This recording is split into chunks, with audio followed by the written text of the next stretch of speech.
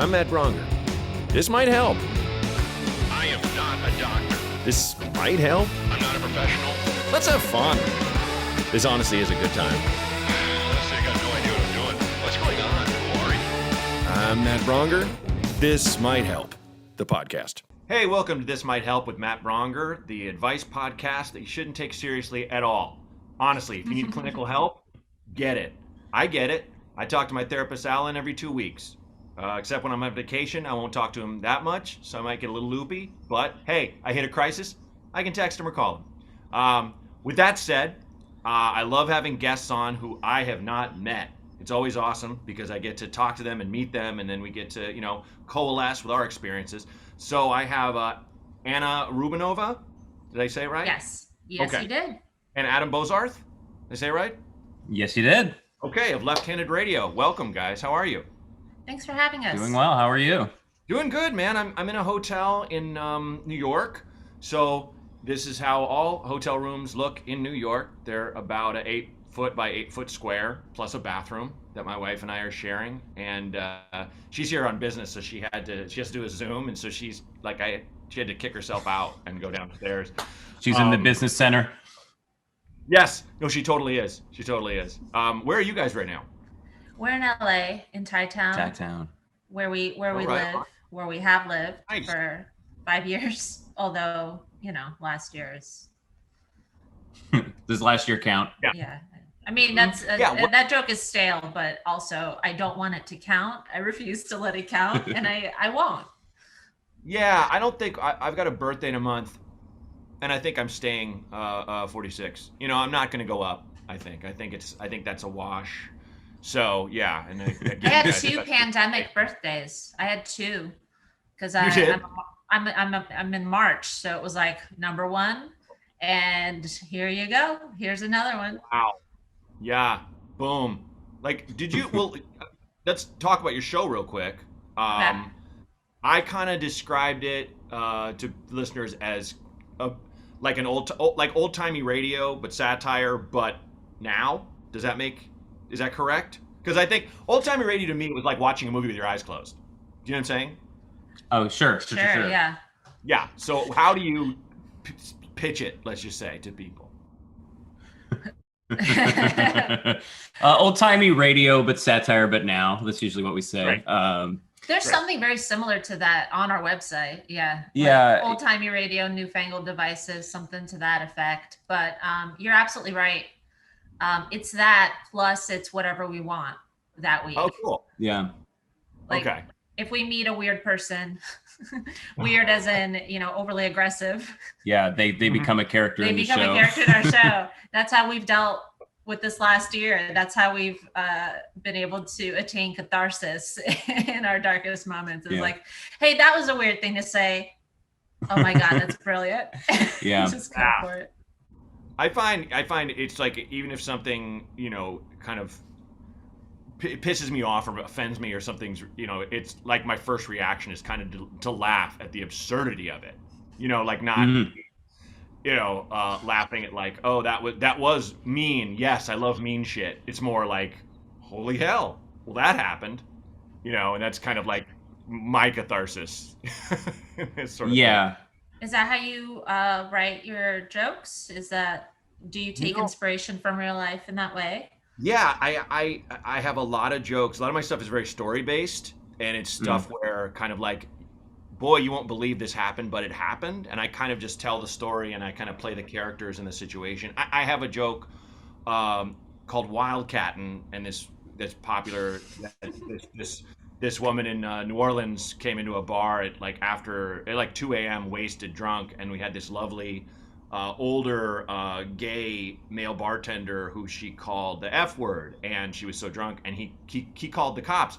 And not to do the whole joke, but like in Chicago where I was living at the time, cops show up when you call them. I was a bartender, and like you woke them from a nap. Like what? But this cop came in like Griffith on Mayberry, just happy and how you doing? Like, because all the bartenders know all the cops, because that's their whole business.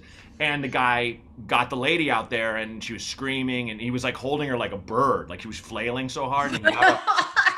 And he says to the bar, like, don't mind her, she's just wildcatting. And I was like, wow, what a crazy term for just being insanely drunk. And people are like, oh, my daughter's just wildcatting. My wife, she sure is wildcatting.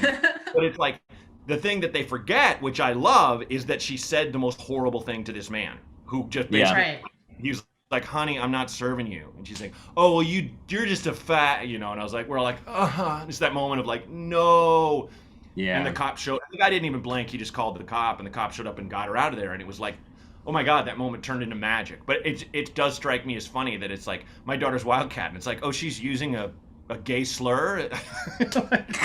Like you're discounting the possibility that is the case, and they're saying, dude, Matt, my daughter is a terrible person, and I don't know what to do. Oh my God. My daughter's 11 months old, and it's like, God, what is her first word? Please, nothing like that. But you can't, we don't say anything like that around her, never would, but she might hear some crazy person on the street. With YouTube now and the youth, you never know. I gotta imagine we're not parents, but just there's got to be things that like there's not in any book that you can find, and like. I don't know if you have any story like that, like just like, well, no one said that, like absolutely nobody told me this would happen. She's flying. That's not a thing. Like, yeah, for me it's more the like protester anti-cop techniques that she uses. Where like in the 60s, like where protests my parents would go to, you go limp and the cop has to drag you. Like my kid just does that. She throws her body and you're like, come on, stop. Like like a weight bag that moves its weight violently around. So you're just like, oh, Jesus.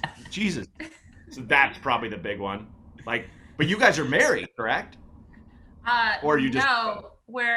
Are we even common law at this point? Yeah, I guess we're common law. I don't know. We don't know what the rules are. We're comedy married. We're comedy married. It's been 13 years. comedy married. Yeah, like it's funny to go like, the wife needs me back to do a chore or something like that. But nothing official, nothing on paper. I never really look into people's personal lives before they come on the show. So I'm basically, this is just, my assumption because of your chemistry. Like you seem like a couple, but you just do. I'm saying, but you basically do comedy together. Well, no, we are partnered. We are just not official. Gotcha. I guess I mean this speaks to us just being broke millennials. We've never the idea of a wedding. Yeah. It never occurred to me like that is something you need to do. And then on top of that, sorry, our connection's unstable, I think. No, the thing is the audio is coming through fine. We're freezing a little bit, but that's, people don't watch this as much as they listen to it. Oh, is he fixing something? Yeah, Renee says it's cool. We're just, we're going to plug in directly though, just in case. Yeah, it's cool. Yeah, we can. Cool, great. Leave all this in, Renee. This is great. Renee, this is hot. This is gold. Let's leave it all. I was just gonna say, like, I refer to myself as a recession millennial because, like, I did graduate college 2008, and from that point on, it's been touch and go. That's how I got into comedy. I couldn't find a real job, which is not something. Which is, it's ridiculous when you say it, but that's just the reality of it. So neither of us has ever had insurance through employment long enough to justify marriage. Well, I did, but back at a point where I was like, I want out of this job. Let me go write on a prank show or anything but this. Sure. And but yeah, it's been basically one of those things where it's like, well, you need money to get married, don't you? And or sometimes it's cheaper to stay single, which is, I remember, during a hard point in the recession, my mom thinking she might separate from my father so she could get insurance. Like this was before Obamacare. And that was a possible idea, and she just couldn't take it. She was very embarrassed by the thought, of course, but that's where we live in. Yeah, it is. I will say my wife and I got married in a courthouse, and then we we threw a party for all our friends the next day, and that's where the money went. You know, that's where we put all the money. We weren't going to do it the church thing or anything like that. Or and our other friends, we flew to San Francisco with them and married in City Hall because it's gorgeous, and it was like San Francisco trip, but it was like other than the hotel and the plane tickets, yeah, that was it. So you can get married, and it is like it's good like a tax benefit. So, you know, I'm just putting a lot of pressure on Adam to do the right thing. And no, I mean, we were in we drove from New York to Los Angeles to move here 5 years ago, and I feel like when we stopped in Vegas, I floated the idea like, you know, we could just. Then you did it. Anyway, you did the right thing. Yeah, I think we maybe got together with the sort of like the idea that like neither of us wanted to get married. Sure. Well, I was also 21. Yeah. I don't know what year. It was ages ago. Beyond kidding, by the way, about the do the right thing. Like I have friends and relatives who aren't married that have kids and are sure. It's like there's no should as far as I'm right. That's how punk I was, I guess. Yeah. That's what I wanted. That's what I envisioned. Like 5 children, but unmarried. To stick it to the government. I don't know what. Stick it to the Lord. Whatever, you know, whatever. Yeah. Take whatever that, God. Yeah. Yeah. God, how was the drive from New York? What we lost our minds and drove to Boston about a year ago with a 6-week-old, a little less than a year, obviously, but and just during the pandemic because California and Oregon caught fire, so we couldn't go see my parents, and we went to see hers. But like, was it? I look back on it going, holy shit, I can't believe I did that. I don't regret it, but I'll never do it again. Is that how you guys feel about your trip? I would kill to do it again. Yeah. It was one of those things where I was kind of nervous about it because it was a week or so. We also had to like get here on a deadline because we had meetings. So this is an industry thing that's, you know, and your show is very industry heavy sometimes, you know, we appreciate that. We you know, we know we're playing with the big guys here. We know who we're talking to. They're all listening. Yeah. So very randomly through the podcast, we had sold a web series at some point in New York and forgot about it.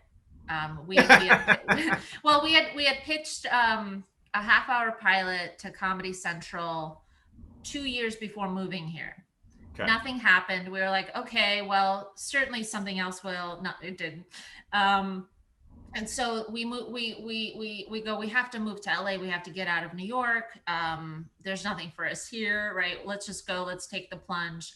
A lot of people we knew that moved to LA had moved with a job already. And we're like, that's not going to happen. We got to go. We got to take take a risk.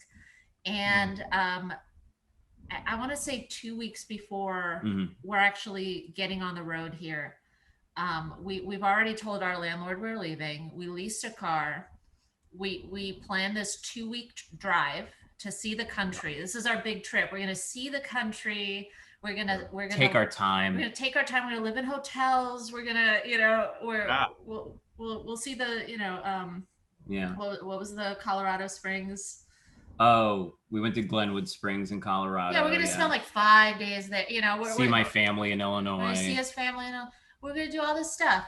The guy calls us up and he goes, so we just got signed with CAA, and they looked at all of our IP and they like your thing. We're gonna actually take it out like in 3 weeks. We're going to LA, baby. And we're like, we're already heading there. Like, cool. The 11th, like, no. Yeah, so it was like a bad dad. It was like a dumber cannonball run, you know? Sure. Yeah. We got here in 8 days with a hamster in the back. Yeah, I had a pet hamster at the time, so she made less noise than an 11-month-old human baby would, but we had to hide her. I don't think you have to hide a baby when you go to a hotel. Yeah, and luggage and stuff. You don't have to hide a baby. Sure. One of you would sneak around the back and go up the stairs, kind of thing. 100% yes. Totally. With a cage. I get it. Yeah. I mean, and everything fell apart. Every sublet that we had lined up fell to pieces. yes, of course. One guy was like, "Oh, you could stay in our garage," and then he's like, "Actually, my sister wants it." Or what happened? That always happens. What happened? Oh, I'm so sorry. Can you? I heard can no you hear difference. us? You guys are Oh hearing yeah, stuff no, that- my headphones went out. Oh, okay. Cool. It's okay. I know. We're so sorry, Renee. Keep that in too, Renee. Also, you talking. Keep that. Hot stuff. Let's keep that. What are you guys focusing on now in terms of kind of what's keeping you going? What are you looking forward to? It could be anything. I've just kind of like lately been talking to friends about that, about like because I always have to have like there's something I'm really psyched about, that's coming up, or something in the world that I'm enjoying. I know it's a fastball. Last 5 years. The last fact. Well, I guess no. Recently, I think a lot of what I think I'm getting a lot of energy from is doing the show again. Mm-hmm. Because like we started doing left-handed radio in October of 2010, and we had a bigger group. It was like a actual sketch comedy group, and we had our friends Matt Little and Dan Chamberlain, Taylor Moore, Brett White as well, coming in here and there. And that's like the first iteration of it. And then, people get opportunities and want to do other things. And we kept just kind of maintaining the show. Mm-hmm. And so there's Here like, and there too. We think we psyched ourselves out of it because we were like, well, people are leaving our sketch group, Sure. improv is dead. Oh, And it's like also all that. like it's also like hard work, you know what I mean? As far as like Yeah. what a podcast is, like what we're doing now is easy breezy. It's just great to sit and talk to somebody you haven't met before and have a great conversation. But we're like, writing scripts and revising them, producing them, and it's just we're a two-person operation at this point. Let's not discount, Renee here. Like we also produce talk podcasts, and over I'm sorry, Renee. during the pandemic, it has been as difficult to do an interview podcast as sometimes just a sketch. Sure, because of like connectivity issues, edits, bad audio, like so much. Yeah. This last year has changed podcasting entirely. Everyone decided to get one, and it's also harder to do. Right. And that's actually one of the reasons we revived our show, because we were producing so many shows that for people who didn't even want to do it, they just felt like they had to. Yeah. Yeah. You know the type. I mean, maybe You've probably been on a couple of those where you're just like, why do you want to do this? God, at the Maybe beginning, this isn't for you. at the beginning of the podcast land rush, let's just say, maybe like I was like I was on the road, and for some reason I was playing Florida a lot back then. And not slighting Florida, thank God for them booking me a lot, but each club I went to, and this isn't just Florida, but Florida stands out because of one instance. They all had like whoever was working their sound or something do a podcast, and like it'd be me and this kid, 23-year-old or something, and he's just like set up the mics, get the sound right, and then so were you always funny, or like is this something you started? When did you start? You're like, I'm not even like it was just, and then we got through it, and I'm just picking this guy up off it. He keeps falling out. I'm picking him up. I'm setting him up. I'm trying to make it interesting. Off my hand, he's like, he's doing this. Like you can't see him, but he's like, stop it. Don't talk about me. And like when we're done, I was like, we made it through. And like I think I high-fived him or something. He's like, all right, thanks, man. And then next week, when it came out, he sent an angry email to like my reps about why isn't he promoting this podcast? Why isn't he posting the episode?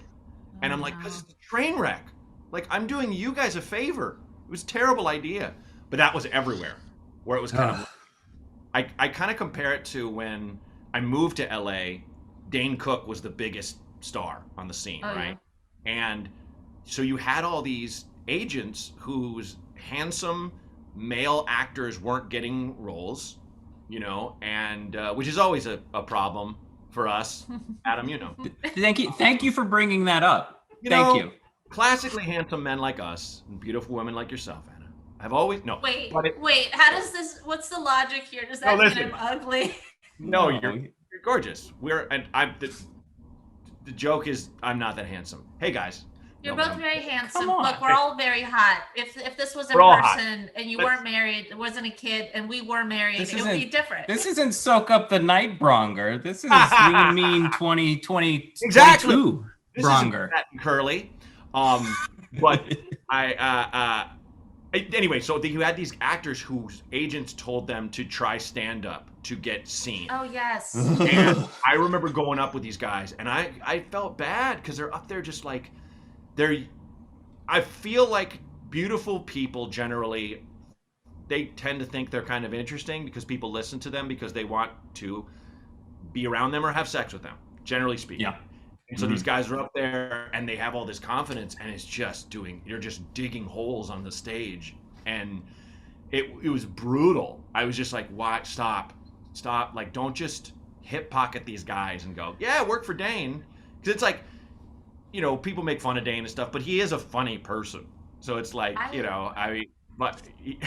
and like, I get it if you're not a fan and everything. I kind of tend to go, well, let me look at the better side of this and all that. But like, I'm just talking about these guys that were not good. And well, first of all, I don't know what Dane Cook is up to now, but you know, neither do I. We were all huge fans of him when he landed on the scene. I mean, he was a sensation. Like, I think he was the first person to use social media in the most brilliant way.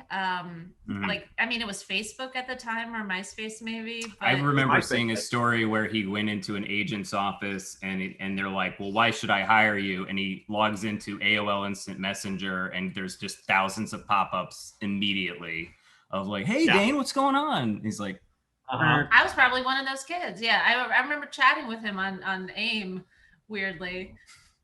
Yeah, But anyway, he was the first one to have a podcast, or excuse me, a website well run. Like, he spent something godly, like 20 grand in like, you know, mid 2000s or something which is like 75,000 now or something. Where I was just like, what? I remember seeing that figure and being like, I don't think I'll ever have $20,000. Dane Cook and Eugene Merman had the best websites that I. Oh God, the marvelous crooning child, the Eugene Merman. I just remember being like, that is so wonderful. Like, I love that because you're just doing what you think is hilarious and you are not advised at all. Yeah. And that is not an inexpensive animation. Probably like a Flash animation. Yeah. What do you think it is about comedy people? Because I remember hearing that conversation a lot about like, you know, everybody deriding Dane Cook for getting a website, and everybody, I think also maybe like Jimmy Pardo getting a little bit of crap for starting Never Not Funny before anybody did a podcast or whatever. And it's like, what is it about comedians who are supposed to be tuning into what the truth of life is, but then they, when confronted with change, they go, no, I don't want to do that. I think it's just ego, because we're already driven, you know, performers are driven by our egos, generally speaking, and at least partially. And, you know, for my generation, it was YouTube stars. And a lot of my peers were furious that these people were being called comedians. But I'm like, we're stand-up comedians. They're YouTube comedians. It's still comedians. It's still people that are funny. Yeah. And a lot of the comedy is done by the editor. So the editors should be famous for making these people have timing, you know. But I just learned to just go, it's not for me if I'm not a fan of it. I mean, some stuff people make, I don't really get it. But I'm like, there are people that don't get me. Every comic who's ever done a late night set has waded through comments of like, are you kidding me? This guy sucks. Even when, you know, you could be killing. I had a guy on MySpace just write me a whole thing when I did the Tonight Show, which I killed. And he wrote me a whole thing about like, you stepped up to the plate with the bases loaded and struck out. You know, how's that feel? The Tonight Show makes comedians, which, yeah, it did in the 80s. Not my generation. When there was two shows, It's a nice little trophy for your shelf. But like it never ends. It never ends. I'm so sorry to interrupt you, please. No. My whole point was I was looking at it. He was like a grandpa. I was looking at his pictures, and he's with his grandkids, and it's like, how'd I get so lucky? I'm like, what? Why is this guy hating me so much? It's just like you just gotta, no matter what. But to answer your question, ego. I think it's just ego. Yeah. It's like they don't do the way I like it, so it sucks. But that's always been the case, and that's why I was like, it never ends. It never ends.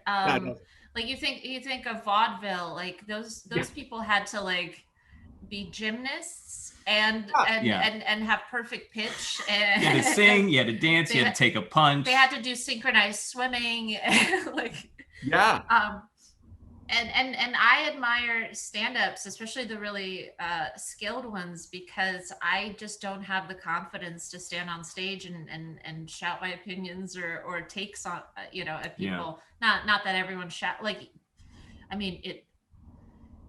How else do you get hurt? I guess I don't even know.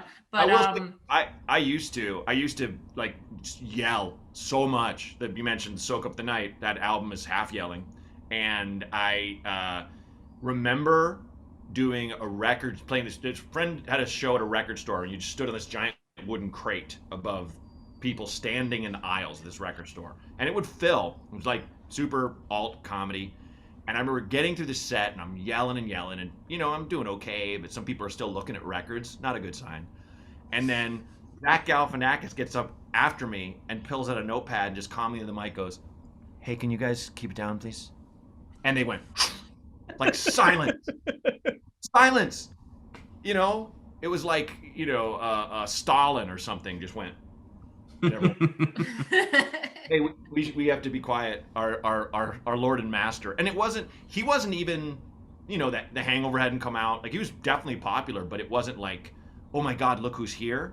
But because he was like, hey, can we just, guys? And everyone's like, oh, okay, cool, I'll listen. Yeah, there's comedy. I thought that yelling guy was just crazy. It was. I was jealous, but I was also like, man, I love that he had the confidence to do that.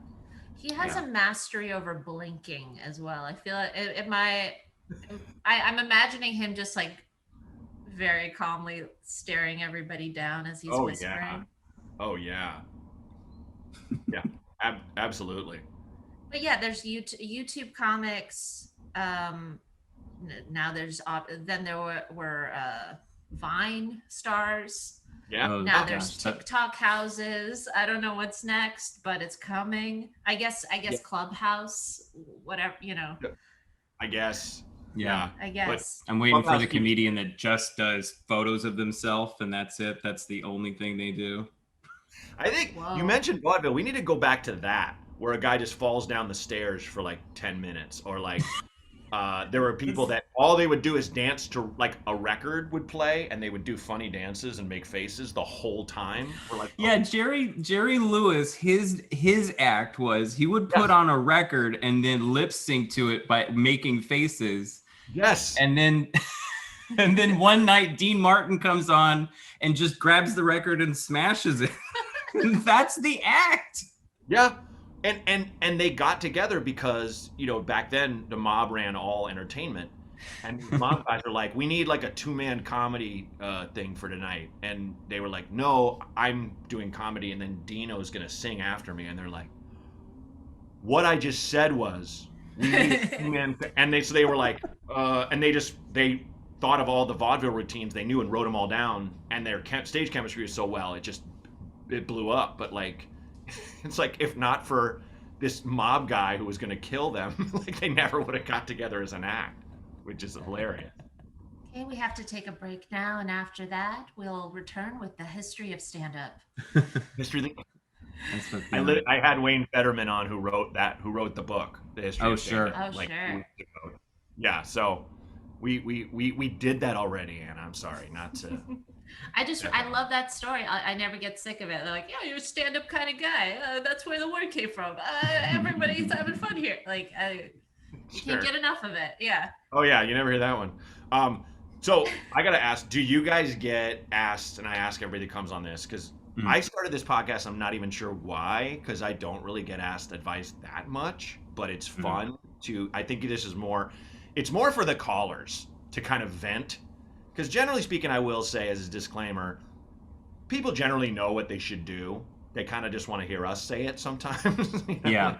So, but sometimes we'll get a wacky one. I mean, the one I mention all the time is the time a guy called in and him and his roommates were on acid, and they had a possum in the attic, and the guy was like, should I go up there with boxing gloves and catch it?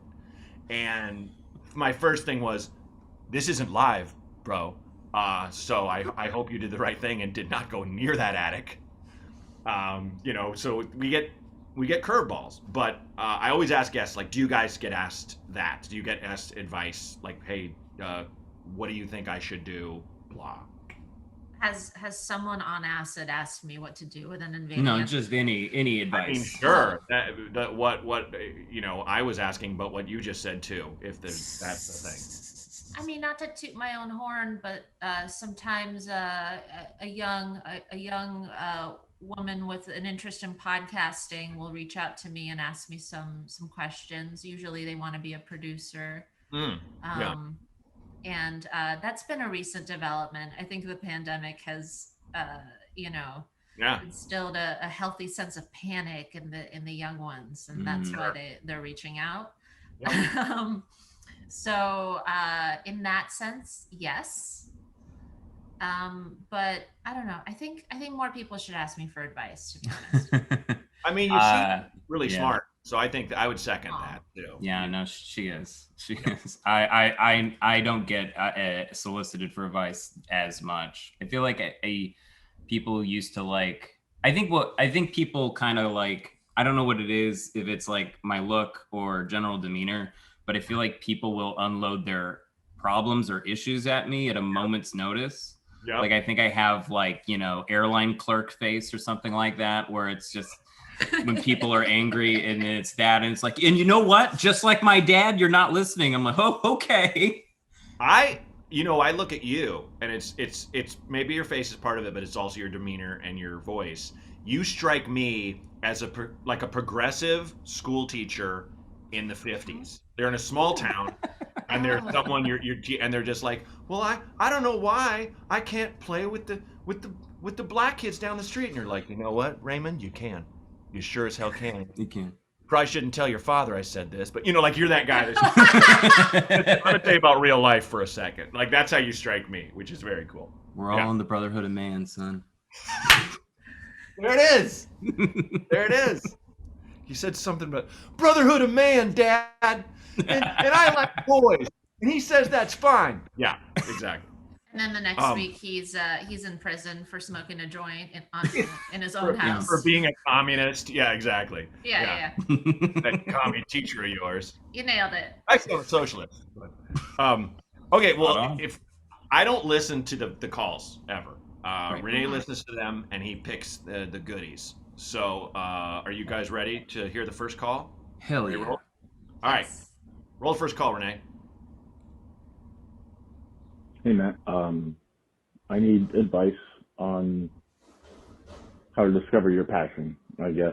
I've been a waiter for years, and, I want to advance my life. I have a lot of hobbies, a lot of things that I love to do. I love comedy. I like to write. I like to paint. I like to build things. But there's nothing that I'm just like super passionate about that I need, have to follow, my interests are spread around, and I don't know. I guess I want to know, how do you figure out what it actually truly is and how to take that leap of faith towards following that passion? Sorry if I rambled too much. Oh. Aw. I squeaked. What was his name again? Did he say? No, not that I heard. Oh. Okay. I will say I get the sweetest people. Yeah. That guy seems like he's in real turmoil, and it's a really great question. I get people call in and go, "This is probably dumb." It's like, that's a great question. That's a really good question. That's almost too good of a question. Not for this podcast, but just, It is. This is like a whole like I wish I had 2 weeks to think about it and then come back and have lunch with this person and ask them more questions. Like, you like painting, what kind of painting do you do? Is it digital? Is it on canvas? Is it do you paint murals? Like what specifically, what is it that you're up to? Yeah. I will say the joy of this podcast is we just shoot from the hip and we don't go on. So just whatever you're thinking, guys. I think this is a great question for us, since we are fairly, multifaceted as creators. Like, we do the podcast and we do a lot of animation stuff, and it comes from like a place where we have like little passions that we follow here and there. And I guess my first impression is like, it sounds like he has passions. Like he likes to build things, he likes to paint, he likes to comedy. And I understand that, like, it does feel like when you're saying like, I want to follow a passion, it feels like you're saying like, I'm going to go on a path to become the best this or that or whatever. And really, it's not that. It is finding time to put as much of those things in your day every day, like a little bit of painting, a little bit of building, joke writing, or whatever it is, whatever your outlet is. I think if you need, I think what would help is just asking, if he asked himself, like, what kind of project do I want to do? Do I want to make a mural eventually? Do I want to make a big canvas? Do I want to write a whole, 5 minutes to go test out someplace or anything like that? Like, putting a definite, like, I want to make this thing and do this with it. It sounded like he was asking for permission to quit his server job to do it full time, pursue his passions, but also wasn't sure which one to go with. And I would say that's not a thing anymore. Yeah, you can't be one thing. Nobody has that luxury anymore, right? You're a stand-up actor, writer, podcaster, like everything, right? And everybody's a multi-hyphenate now, and that's great. Because that I sort of think about like teachers I've had in improv who were very good at improv and not good at anything else, and they would always deride people who had any sort of deviation.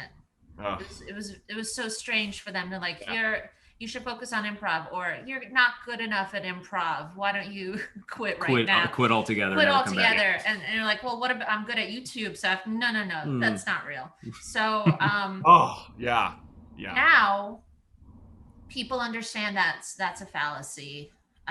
We just talked about it. And there's got to be maybe a new art form that you can create and be passionate about. And maybe once you find it and it all locks into place, you'll feel like you can leave your old life. But at the same time, I would also say, everybody needs a financial lifeline. You need a job to support your art, because it is really difficult to make money as an artist. Don't let that be your barometer. I am phenomenally lucky that I make a living doing stand-up comedy. Phenomenally lucky. And I'm still, I won't say bottom barrel, but it's like I get frustrated by not having done better as long as I've been doing it. But at the same time, I haven't had a day job since I was 2008. And that's incredible. But to your point, that's really the only thing I make money off of.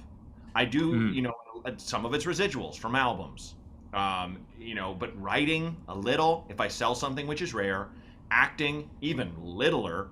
Acting is like a scratch ticket. Hey, I got this dumb role. That's a day of pay, but it's like, that's not any real difference than being a waiter and doing all four of those other things, but making money off being a waiter. It really isn't different. It's still a job you have to show up for every day. And to Adam's point, it doesn't have to be something you die for. You're thinking passion too strongly. You're thinking it in the dime store novel style. Like, think of it, just say it out loud what you like. I really like to draw. I really like to act, whatever it is. And then the last thing I'll say, find other people like yourself who you'd like to just talk about creativity with, and just meet every Sunday. Hey guys, let's all get coffee and talk about stuff we're making. You know, these can be your friends, these can be a group you put together, but that's how, you know, you can by sharing and by someone going, oh, I really like this, or I think you were better at this than this, and you're like, oh, okay, cool, and just don't put any pressure on it.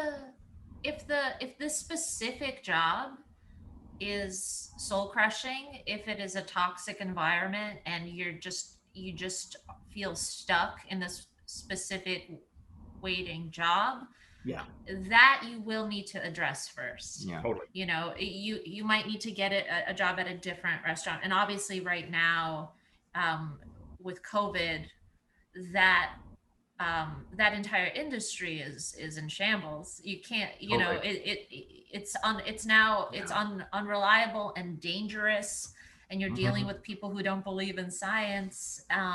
So if you do, I mean, you could have a career change right now while still making art, but it doesn't mean that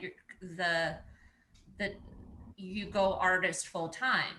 Maybe you get a paralegal job, or you know, something to sustain you, so that you are not mad at yourself that you made the wrong decision, because your passions are never the wrong decision. It's just the wrong situation, if that makes sense. That's exactly right. So one practical thing we can quickly, a practical thing that helped me is get a paper calendar that you put on your wall, and every day that you do something that you're passionate about, like if you paint or you do whatever it is, just put an X in that day, and then try to keep that streak going. And the more you keep that streak going, and you have also a physical record that you can look at a moment's notice, and you can give yourself credit and feel that build of creative energy, and see, like, I have been doing it this long, I've kept it up, and I am this thing I'm passionate about. I am an artist, I am a comedian, I am a writer, because I've been doing the work. That's perfect, because you're like incentivizing yourself that way in a really fun, exciting way. So that's perfect. So, hope that helps, man. Don't be sad. This is a common problem. Okay, let's roll the caller number 2.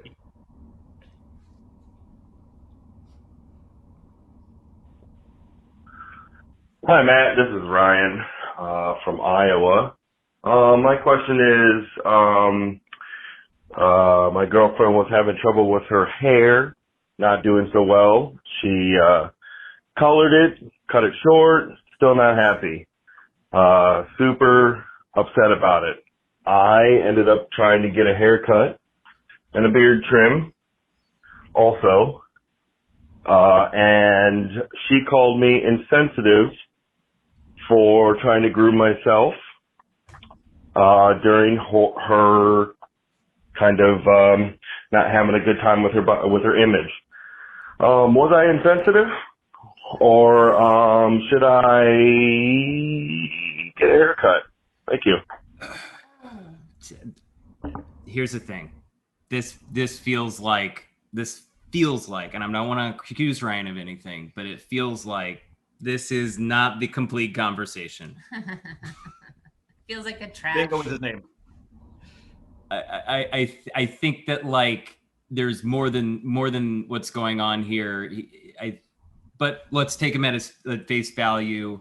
If she's having that issue and you need to just trim your, whole thing up anyway, like, we all need to get groomed, right? So she's getting mad at grooming. That's very weird. Well, how distressed is she in that moment? If she's crying on the floor, and then you start like perfectly quaffing yourself in front of her, saying, like, look, it's easy. Why can't you be me? Why aren't you beautiful like me? Then maybe that's the problem. but I don't know if you have the means, maybe treat her to a color correction. Yeah. Yeah, have a person. I mean, I had my guy come to my backyard and cut my hair a couple times. Just paid him extra. Most stylists will do that. It'll cost you a little more, but find, be like, I want to make this right. So find a person, your dream person, and I'll spend a couple $100 to get your hair fixed, whatever you need. I think if she's taking it that hard, and if it doesn't, which I'm with you, Adam, there's something underneath. I think there's something. It's not just the haircut. Haircut is the tip of the iceberg, I think, in terms of some kind of. Yeah, it's their relationship to each other that's confusing to me, because her getting a bad haircut or giving herself a bad haircut, that makes sense. Him needing to get a haircut, that makes sense. Her being mad at him doesn't. So we need more information, but otherwise, yeah, either spring for the color correction for her, or you know what, just maybe it's one of those things where like she does have some other issue going on besides what she's saying, and you do need to maybe have a longer conversation to tease out what is actually underneath. I think we've all been in a place where like we've been very unreasonable, and we all say something at the wrong moment about something that you don't actually give a shit about. You're just in pain. And, you need to have a conversation to get to the bottom of it. And it takes a little bit. And it could exacerbate the issue if you're just like, let's just go get a haircut. Let's do this or that. I think we're overthinking it. I think he needs to catfish her as a more attractive man. He needs to compliment her. He needs to make her fall in love with that man. And then, she'll feel better about herself. A distraction. And then forever she'll have this story of what could have been. And she'll treasure it always. Take a personal ad out saying, I'm not in love with my wife anymore. I like pina coladas. Getting caught in the rain. You guys, she'll listen. She'll read your ad, and you'll find each other and go, I never knew that you like pina coladas, and you'll be together. So yeah, exactly. But catfishing is the way. That's perfect. But it's usually the answer to most problems. Yeah. It really is. It really is. So hope you got the real answer in there, caller, and hope you understand sarcasm. Thanks for calling. Catfishing. Just fucking do it. All right. So let's hear. Are you ready for our final call? Yes. Sure. We always do exactly three. So roll it. Matt Braunger. All right. So I know Hi. Your relationship status, I mean, with girls, growing up, you weren't necessarily in a lot of relationships. And I can totally confide in that. Like, I can relate. Like, I'm 35 years old. My last girlfriend was 14 years ago, and you know what's kind of sad about that is my last girlfriend was my only girlfriend, and I dated her when I was 18 years old. I was with her for a year, and then I mean I kind of hung out with a couple girls, but like they weren't official dates. I met one girl, so it was 2 weeks. I dated her for 2 weeks, and then she basically broke it off, and I don't know why. So, in other words, I've only had one girlfriend, and that was a long time ago. And now I'm 35, still single, one girlfriend on my list. If I had a girlfriend list, it's one girlfriend. I don't know anyone who keeps a list of girlfriends, not me, but yeah, so one girlfriend and none since. And honestly, I'm a bachelor. I have my own house, my own mortgage, drinking a lot of beer every night. And I actually enjoy being single, so it kind of reminds me of, sorry, I gotta keep this brief, but, relationship status, I guess, is what the advice would be. What did you do to get your girlfriend, and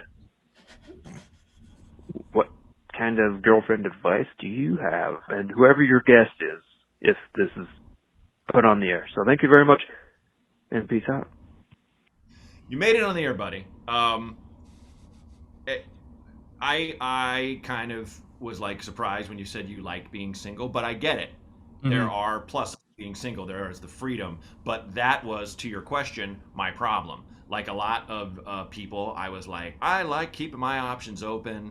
Not to say no one's good enough, but kind of like, how do you decide?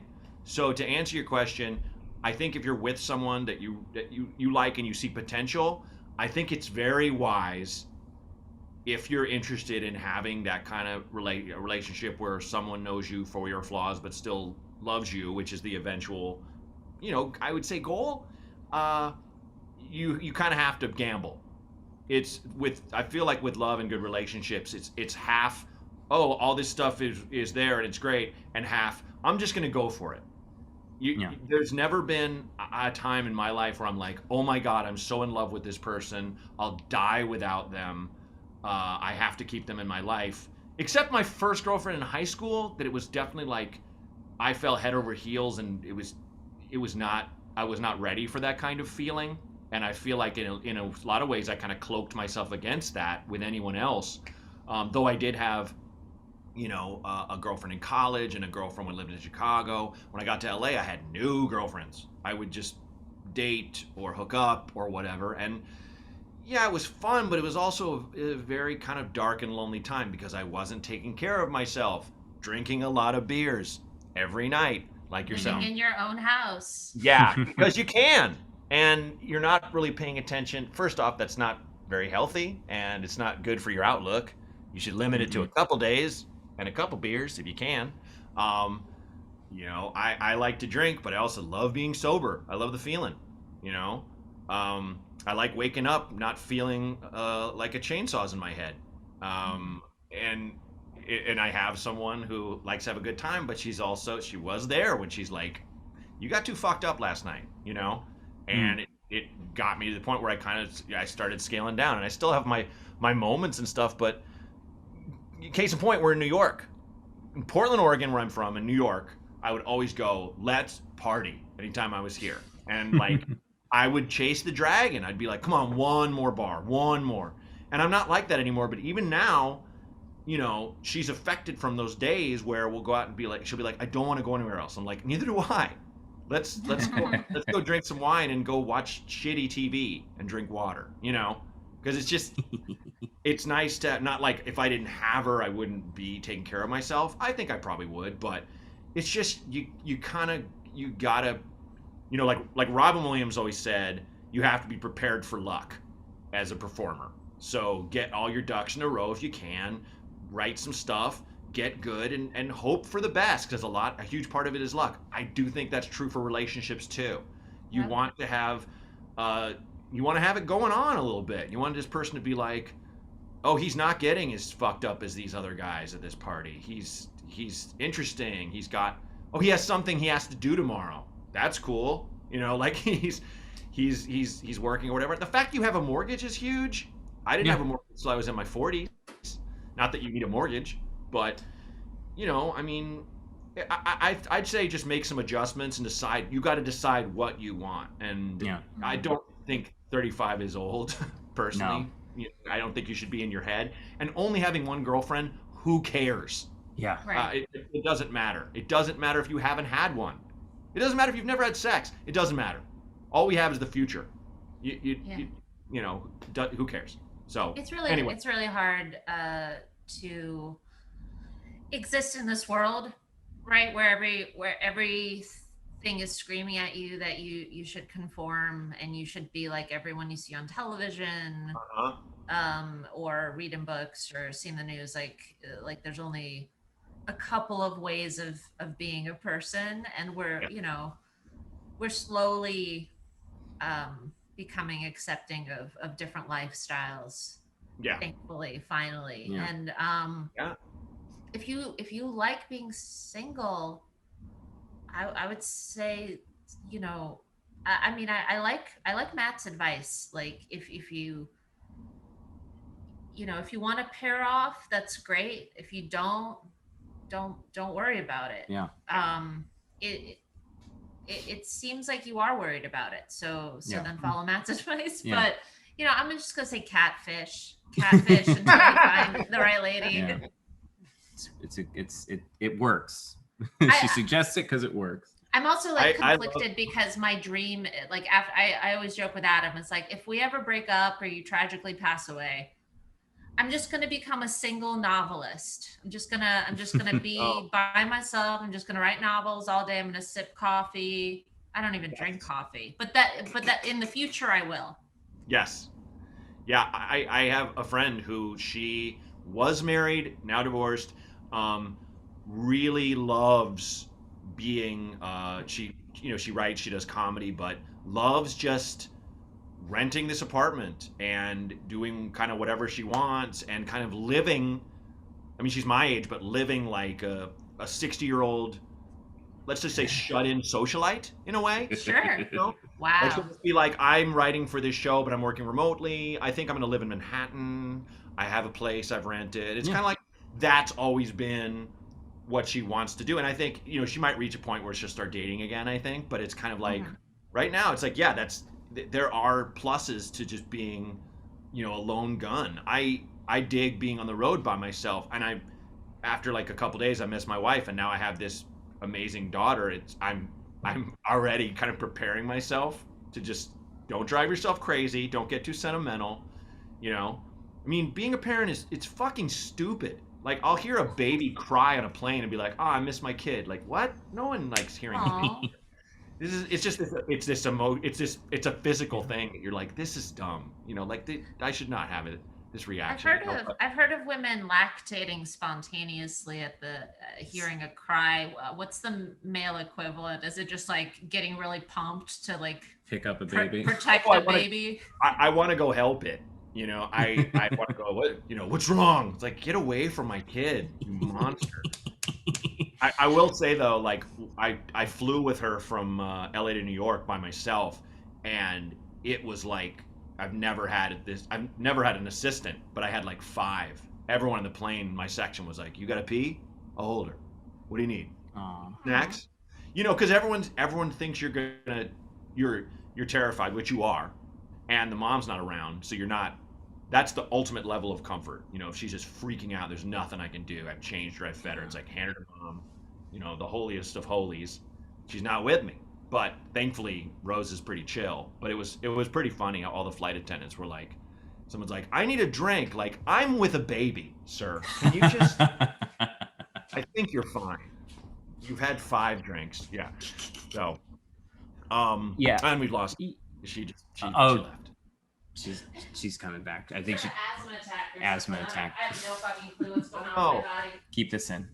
Yeah, well, keep this in, cut this out, whatever you want to do. Cool. You want to embarrass me, go for it. No, we did it. We did it. We did the damn thing. So this is perfect. I always say, like, is there anything you'd like to plug? Obviously, Left-Handed Radio, checking out, everybody. It's hilarious. Yes. Thank you. And anything you want to bring people's attention to?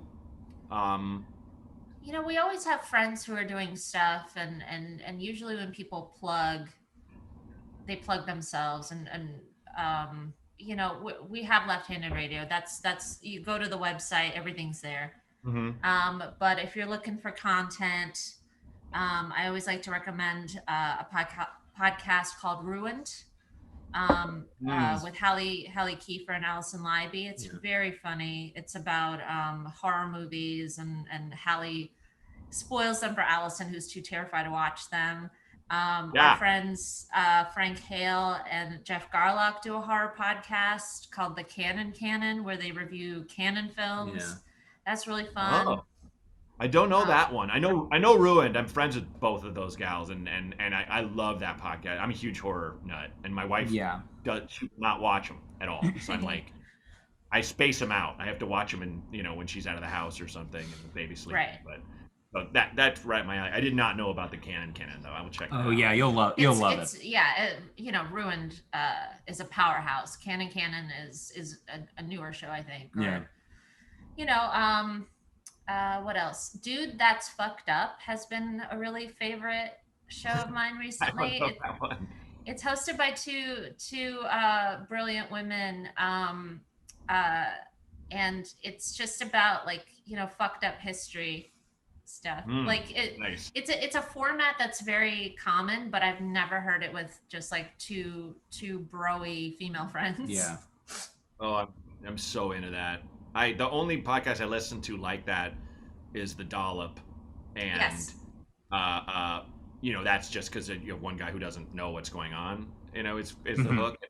I used to love. I don't even think he makes anymore. Savage History, which was great, but it was also incredibly depressing because it put a lot of weight on the human suffering caused by humanity itself and its expansion. And I'm just like, ugh. Like I would listen to like a 3-hour podcast about the Mongols and be like, oh God, so much rape and murder. You're just like, so I like the Dude, That's Fucked Up spin that you can kind of. Sure. Yeah. I mean, it's less well researched. It's good. It's just like, oh, a fun topic.